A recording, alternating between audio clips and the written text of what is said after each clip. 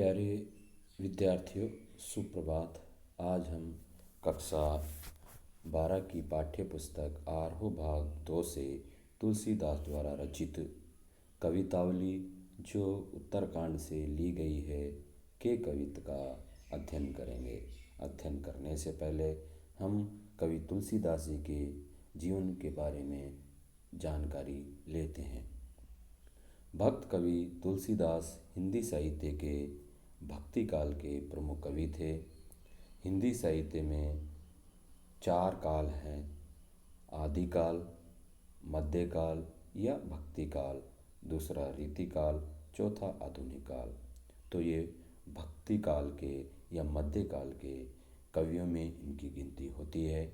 इन्होंने भगवान राम को आराध्य मानकर अपनी रचनाएं की।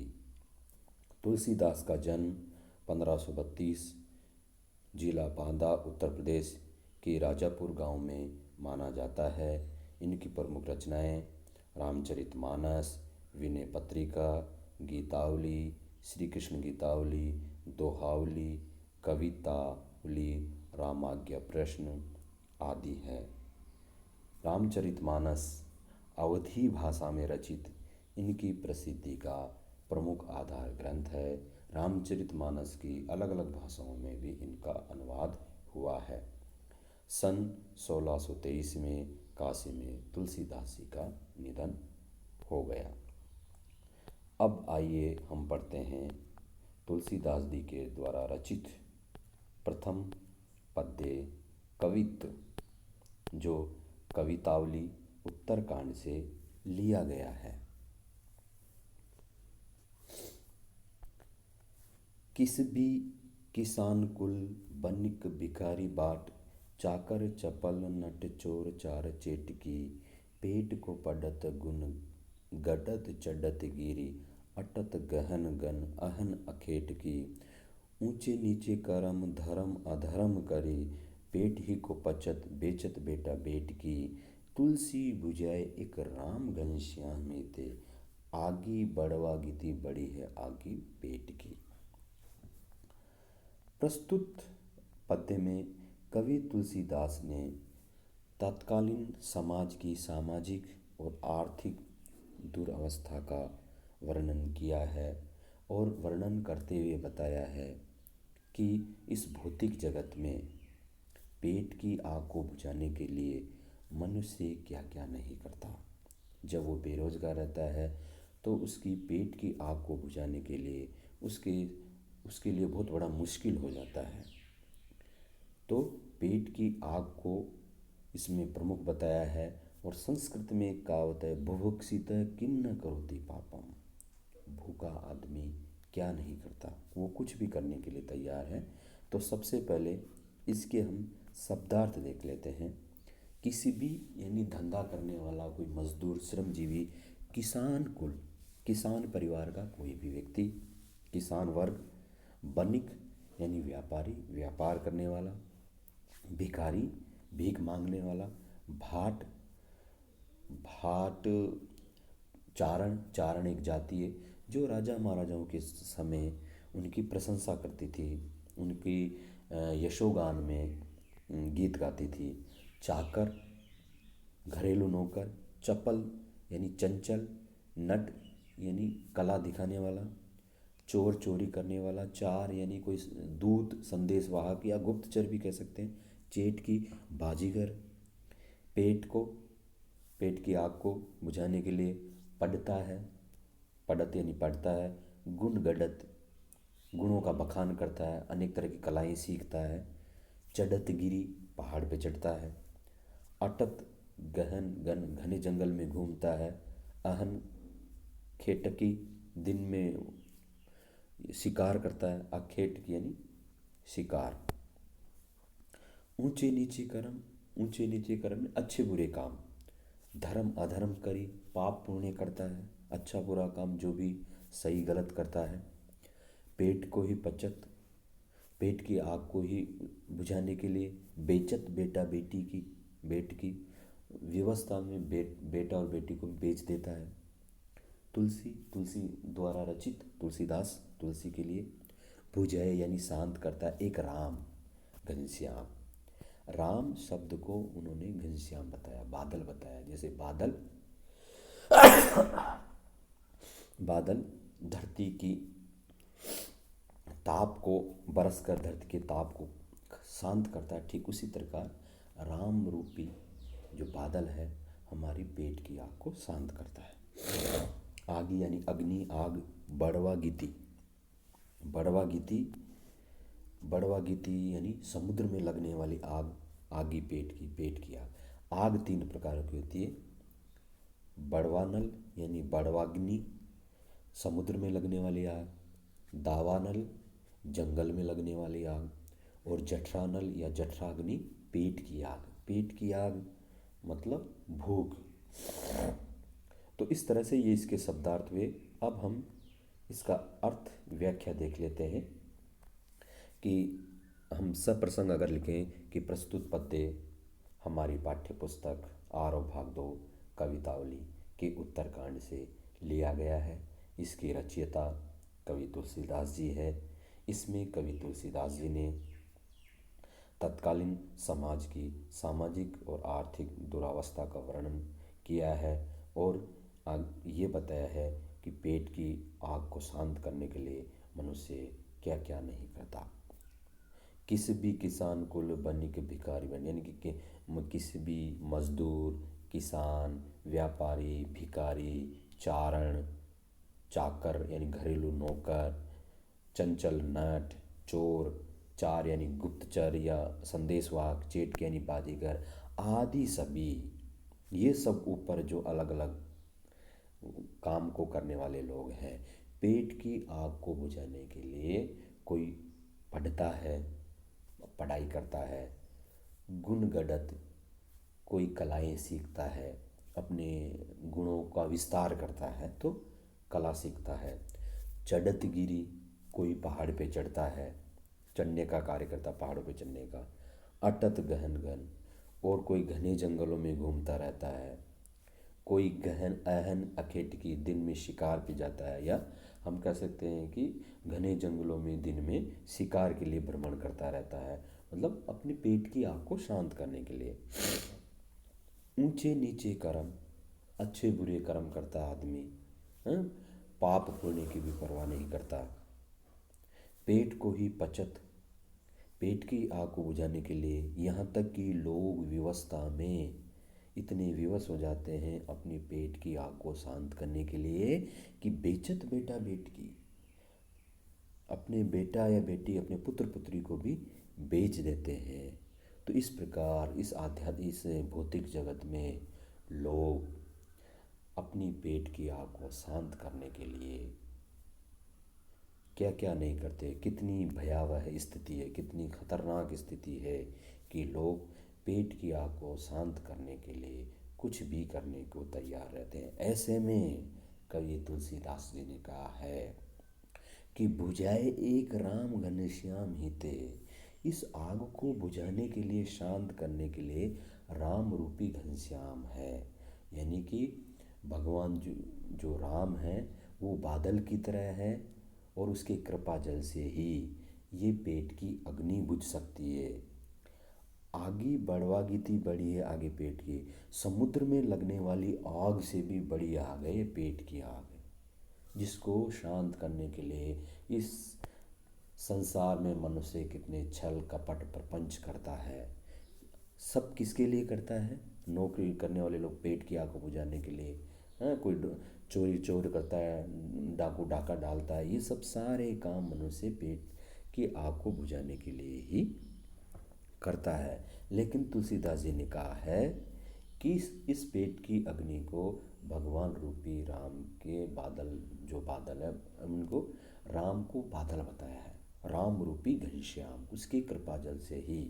यानी कि जिस तरह से बादल धरती के ताप को शांत कर देता है, उसी प्रकार भगवान राम का नाम मनुष्य की जो पेट की अग्नि है उसको शांत कर देगा। तो इस तरह से अब इस पद्य में अगर हम विशेष क्या लिखेंगे, इसमें विशेष नीचे अगर हम लिखते हैं तो भाई किसी भी किसान कुल क्या क्या वर्ग, इसमें क्या आ रहा है किसान में, किसी भी में, तो इसमें इसमें जगह जगह अनुप्रास अलंकार का प्रयोग हुआ है। देखिए, किस भी, किसान, कुल, क वर्ण की आवर्ती हो रही है। इधर चाकर, चपल, इसमें चोर, चार, चेटकी, इसमें इसमें अनुप्रास अलंकार है। पेट को पढ़त, प प की आवर्ती हो रही है। यहाँ पर उनका संपूर्ण पद्य में अनुप्रास अलंकार की द्रष्टव्य है, दिखाई दे रहा है। और घनश्याम, राम रूपी घनश्याम, राम रूपी बादल, यहाँ पर रूपक अलंकार है। आगी बढ़वा गीत, यानी कि पेट, समुद्र की इतनी बड़ी आग से भी पेट की आग को बढ़ाया बताया, तो ये एक बड़ा चढ़ा करे, तो इसमें अतिशयोक्ति अलंकार भी है। और इसमें बेरोजगारी या भुखमरी भुखमरी की स्थिति को भयावह बताया गया है। तो इस तरह से ये प्रथम पद्य हुआ। इसका सार हम कह सकते हैं कि इस पद्य में कवि तुलसीदास जी ने पेट की आग को एक भयावह स्थिति में बताया है। लोग पेट की आग को बुझाने के लिए क्या क्या नहीं करते, अनेक अनेक जो वर्ग के लोग हैं उस हिसाब से काम करते हैं, अच्छे बुरे काम करने के लिए भी लोग तैयार रहते हैं। तो उसमें इस पद्य में सामाजिक और आर्थिक दशा उस समाज की, उस समय की कैसी थी, वो इन्होंने बताया। लेकिन कवि तुलसीदास जी कहते हैं कि इस सांसारिक दुखों को दूर करने के लिए या इस भूख को शांत करने के लिए भगवान श्री राम की कृपा जरूर है। भगवान श्री राम की कृपा से ही ये सारे दुख दूर हो जाएंगे, ये पेट की अग्नि भी शांत हो जाएगी। अब आगे दूसरा पद्य। खेती न किसान को, भिखारी को न भीख बली, बनिक को बनिज न चाकर को चाकरी, जीविका विहीन लोग सिद्धि मान सोच बस, कहे एक एकन सो कहाँ जाए का करी, वेदहु पुराण कहीं लोक हूँ बिलोक अत, सीकरे सब पे राम राव रे कृपा करी, दारिद्र दशानन दबाई दुनि दीन बंधु, दुरित दहन देखी तुलसी आहा करी। इस प्रकार इसमें इसके शब्द है, खेती न की, खेती यानी कृषि कर्म, खेती किसान जो खेती करता है, भिखारी वही भीख मांगने वाला, न भीख, उसको भीख नहीं, बलि दक्षिणा, बनिक यानी व्यापारी, बनिज यानी उसको व्यापार वर्ग नहीं होता, चाकर को चाकरी नहीं है, घरेलू नौकर या जो नौकर है उसको नौकरी नहीं मिल रही है, जीविका विहीन लोग, जीविका रोजगार विहीन लोग, सिद्धिमान दुखी है, सोच बस आपस मन में सोच रहे हैं, कहे एक एक अंशो, कहते हैं एक एक अंशो आपस में, कहाँ जाए, कहाँ जाए, का करी क्या करें, वेदहु वेद में, पुराण यानी पुराणों में, लोकहु इस संसार में, बिलोकती ने देखा गया, सांकरे यानी संकट, सब पे सभी पे जब संकट आया, राम भगवान राम, राव रे आपने कृपा की, यानी कि जब सब पे संकट आया भगवान राम ने कृपा की, दारिद दारिद यानी दरिद्रता, गरीबी, दशानन रावण, इसमें गरीबी को दशानन बताया है, जैसे रावण खतरनाक है, सबको परेशान करके रखा, ठीक उसी तरह गरीबी रूपी रावण ने सबको दबा यानी दबा के रखा। दूनी यानी संसार, दूनी यानी संसार, दीन बंधु यानी दीनों का, गरीबों का उद्धार करने वाले, कल्याण करने वाले। दुरित दहन, दुरित यानी पाप को, दहन यानी नाश, देखी तुलसी आहा करी, तुलसी आहा करते हैं मतलब परेशान होते हैं, दुखी होते हैं।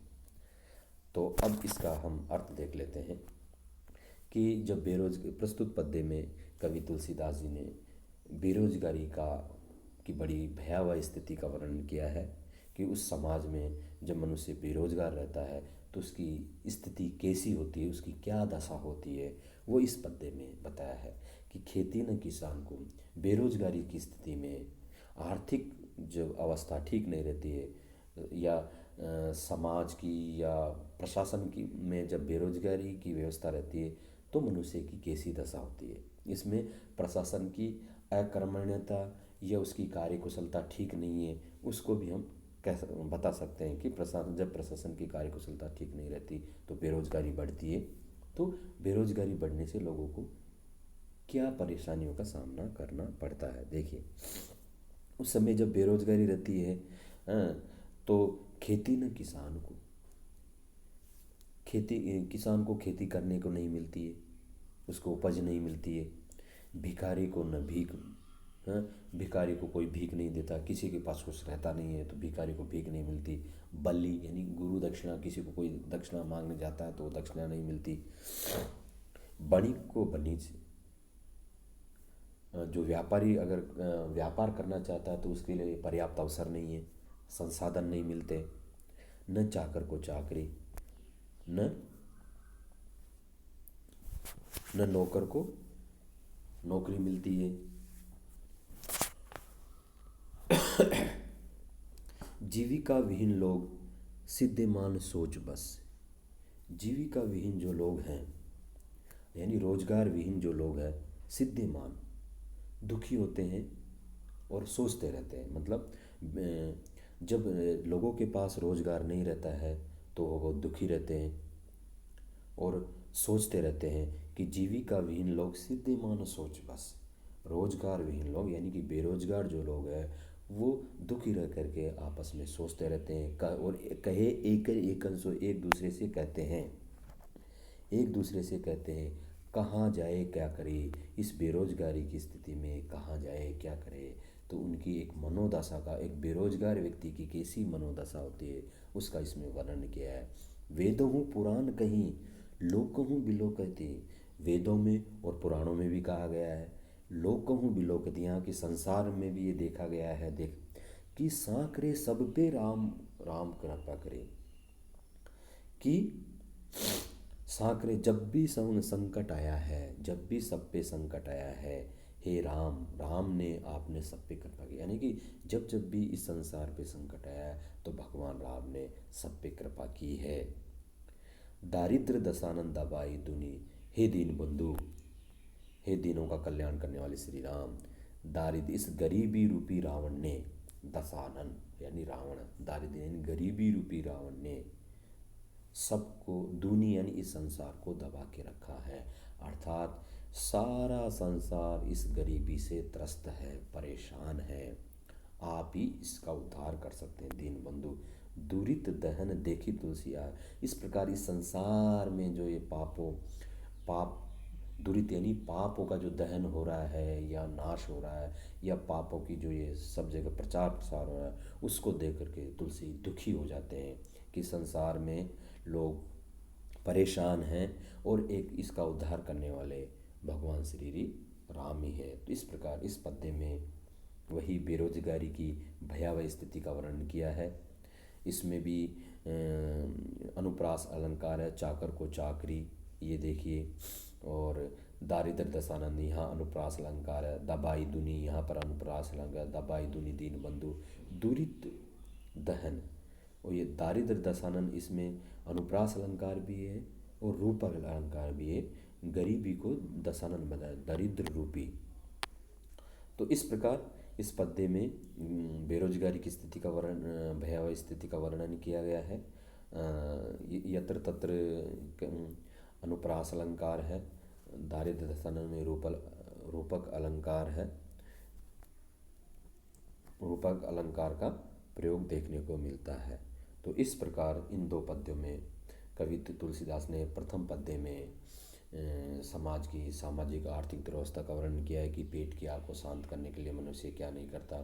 दूसरे पद्य में बेरोजगार विहीन लोगों की जो मनोदशा होती है वो उनकी क्या दशा होती है वो इसमें बताया गया है। लेकिन और पूरे समाज को गरीबी ने दबा रखा है, लोग परेशान हैं, इन सब से छुटकारा पाने के लिए भगवान श्री राम ये सबका कल्याण कर सकते हैं। बस आज इतना ही। सभी को धन्यवाद।